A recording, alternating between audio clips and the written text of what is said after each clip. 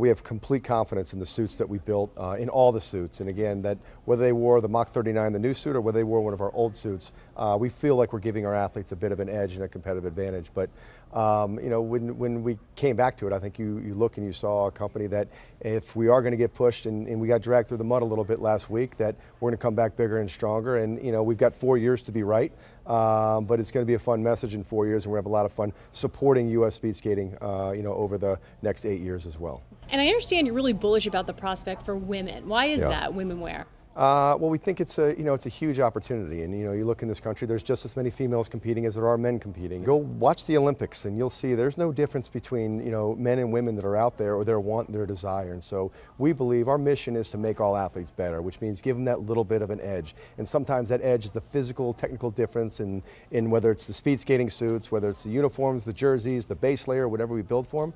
Sometimes it's just the mentality. And that mentality is trust that's built up in drops over long, long periods of time. And we need to be careful to protect that trust, because that is the integrity of our brand. And that's what gives some little kid, some little boy, some little girl out there that maybe pulls on an Under Armour shirt or puts on an Under Armour shoe and says, you know what, I was scared to go out for the team. I was really a little bit intimidated, but I've got something special. I've got Under Armour on, and I believe I can do anything. When you're looking at expanding internationally, you've got some giants out there, Nike, Adidas, Puma, especially when you're talking about internationally. Is there room for all of you, or are you talking about taking market share away? Yeah, first and foremost, we're a growth company. And last quarter we put up 35% growth for the quarter. We had our 15th consecutive 20+% growth. We ended up growing 27% for the year versus 25% in 2012. We are a growth company, and so these companies that you mentioned, we are focused on ourselves first and foremost. And while you may look at the size of somebody else's, these are the same competitors that just a few years ago were 20 and 15 times our size.